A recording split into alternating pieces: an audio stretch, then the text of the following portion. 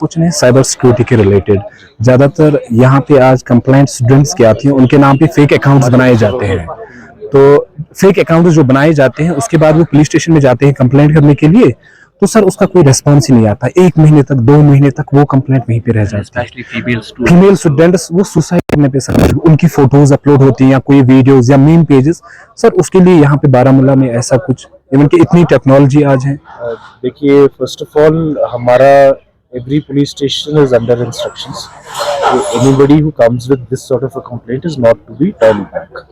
Because general tendency क्या रहता है, क्योंकि police stations as of now not all of them are equipped to handle these sort of complaints.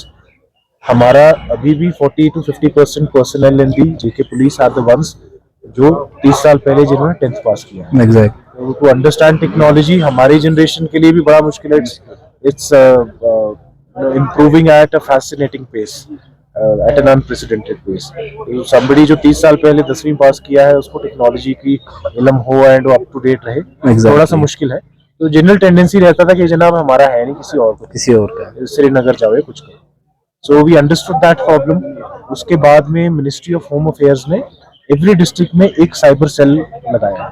हमारा जो cyber cell है we have placed it in the women police station, because सबसे ज्यादा victims cyber bullying के, cyber harassment के सबसे बड़े victims जो ऑलमोस्ट वॉइसलेस रहते हैं वो विमेन है।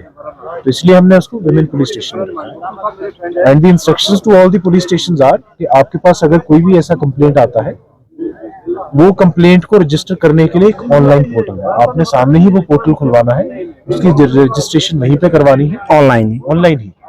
It is national cyber crime reporting, NCCPR।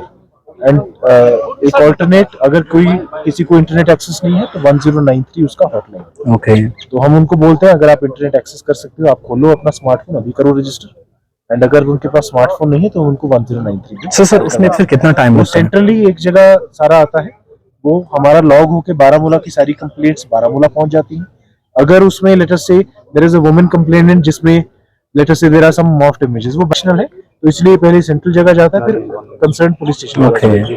तो वी टेक एक्शन इमीडिएटली। अगर उसमें लेटर से किसी का पैसा गया है तो हम immediately with in 24 hours accounts block करवा देते हैं। अगर बहुत सारे जो साइबर क्राइम्स होते हैं कि किसी ने अपना पासवर्ड शेयर किया, उसका 10 लाख रुपया निकल गया, तो immediately block that transaction. But इसमें आई एक्नॉलेज के इंफॉर्मेशन गैप है। The public does not know about this provision जो ऑलरेडी है हमारे पास। एंड 3 दिन पहले एक नोटिफिकेशन भी आया है कि एक साइबर पुलिस स्टेशन ही बारामूला में एस्टेब्लिश हो रहा है।